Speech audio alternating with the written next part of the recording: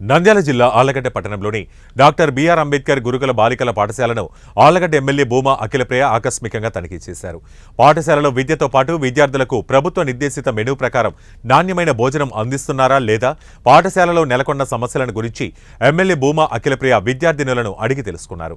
MLA Akhilapriya తమ వ్యక్తిగత phone నెంబర్ను విద్యార్థినులకు ఇచ్చి ఏమైనా సమస్యలు ఉంటే తనకు ఫోన్ చేయాలని కోరారు. ఈ సందర్భంగా పాఠశాల తరగతి గదులను, హాస్టల్, వంటశాలను ఆమె తనిఖీ చేశారు.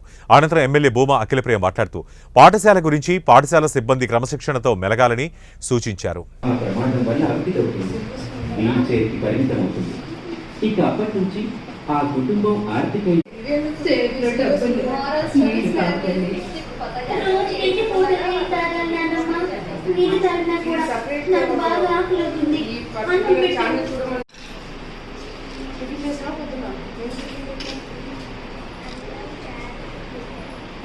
పొద్దున్న అన్నం చాలు సరేనా? ఫుడ్ అంతా బాగుందా? కొత్తగా ఎవరు వచ్చి అందరూ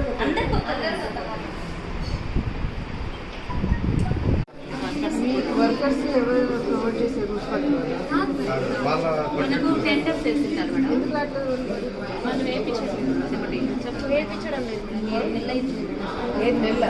సెక్యూరిటీ వాళ్ళకి ఇది 7 నెలలు గడుస్తుంది. శాలరీస్ పడట్లేదు.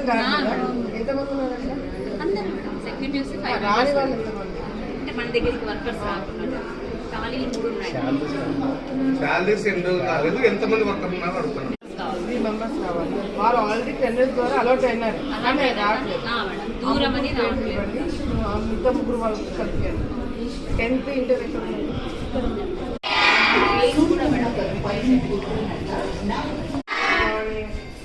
ఏ సబ్జెక్ట్?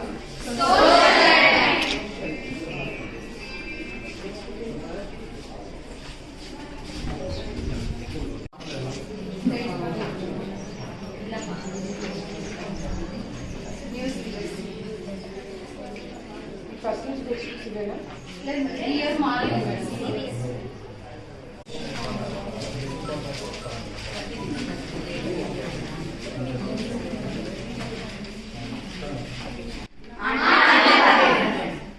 ఓన్లీ ఖర్చు కొట్టడం ఒకటేనా మీరు చేసేది? మీరే చూస్తున్నారా? ఇది ఒకటే మీరే ఖర్చు కొట్టున్నారు, మీరే పడదు. బాత్రూమ్స్ ఆర్టీఓ క్లీన్ చేస్తున్నారు.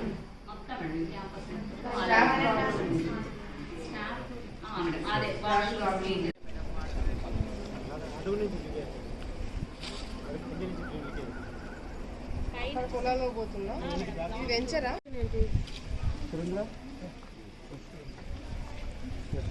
సొల్యూషన్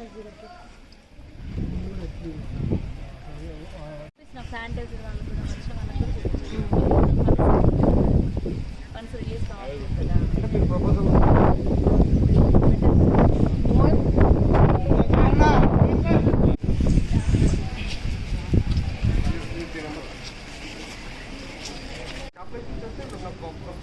మా వాళ్ళే లేట్ అయినా మందే లేట్. ఖాళీ వాళ్ళు వస్తే వచ్చారమ్మా. అదే వస్తాను. వాళ్ళు రాకపోతే వాళ్ళు గీతాలు చదివిద్దాము. ఫస్ట్ గీతాలు ఇచ్చి ఇక్కడ చేసిన వాళ్ళకి ఫస్ట్ గీతాలు ఇచ్చేస్తాను. కొత్తగా వచ్చే వాళ్ళకి ఇప్పిస్తానండి కదా. ఫస్ట్ స్టార్ట్ చేయండి. ఇంకోటి ఈ ముగ్గురు వచ్చిన తర్వాత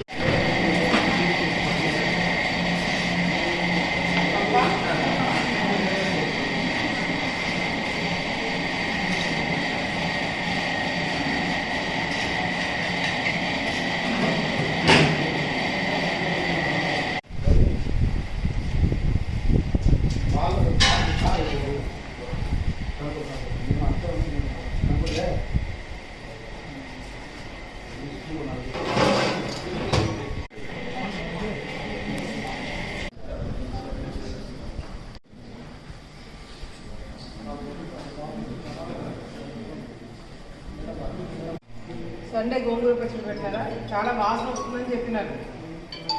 చూసుకోండి సరేనా? నాకు నెక్స్ట్ పిల్లలందరికీ నా ఫోన్ నెంబర్ ఇచ్చిన. నాకు ఏదైనా చిన్న కంప్లైంట్ వస్తే మీ మీద పట్టని చెప్తున్నాను.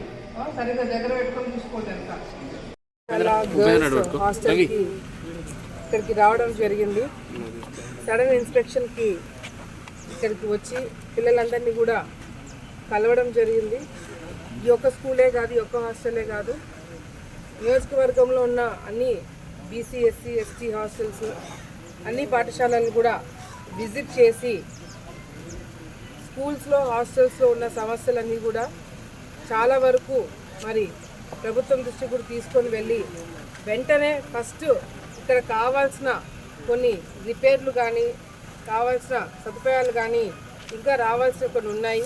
అవన్నీ కూడా ఫస్ట్ ప్రభుత్వం తరపు నుంచి ఏమేమి కావాలో అవన్నీ కూడా ఇక్కడికి ఇప్పించడం చాలా అవసరమైన అంశం. ఎందుకంటే ముఖ్యంగా ఆడపిల్లలు ఉంటున్న హాస్టల్స్లో కాంపౌండ్ వాల్ కానీ, ఎందుకంటే ఇప్పుడు పరిస్థితులు బాగాలేవు కాబట్టి సెక్యూరిటీ అనేది ఆడపిల్లలకి చాలా చాలా ముఖ్యము. సో ఎక్కడ కూడా ఇబ్బంది లేకుండా కాంపౌండ్ వాల్స్ కానీ ఇక్కడ సెక్యూరిటీ కానీ వాచ్మెన్లు కానీ కంపల్సరీగా ఉండాలా. అంతేకాకుండా లోపల శానిటేషన్ కూడా మరి ఇక్కడున్న హాస్టల్లో శానిటేషన్ ప్రాబ్లం కొద్దిగా ఉంది. అది కూడా ప్రిన్సిపల్ గారు నాకు చూపించడం జరిగింది, కమిషనర్ గారిని కూడా పిలిపించడం జరిగింది. వాళ్ళ డిపార్ట్మెంట్ వాళ్ళతో కూడా మాట్లాడి ఏదైతే శానిటేషన్ ప్రాబ్లం ఉందో అది వెంటనే రెక్టిఫై చేపిస్తామని కూడా చెప్పడం జరిగింది. అంతేకాకుండా 4 రోజుల నుంచి ఈ హాస్టల్లో ఈ బోర్ అనేది పనిచేయకపోవడం వల్ల పిల్లలందరూ కూడా 4 రోజుల నుంచి కూడా వాటర్ లేక నీళ్ళు లేక ఇబ్బందులు పడుతున్నారు. దానివల్ల ఈ బాత్రూమ్లు క్లీన్ చేసుకోకపోవడం ఇదంతా కూడా చాలా వాసన వస్తుందని చెప్పి కూడా కంప్లైంట్ చెప్పడం జరిగింది. కమిషనర్ గారిని కూడా రమ్మని చెప్పినా ఆయన కూడా వచ్చారు. ఆ బోర్ అంతా కూడా రిపేర్ చేయించి ఈవినింగ్ కల్లా కూడా అది రెక్టిఫై చేపిస్తామని కమిషనర్ గారు కూడా చెప్పడం జరిగింది. కాబట్టి రేపటి నుంచి పిల్లలకి వాటర్ ప్రాబ్లం అనేది ఉండకూడదు.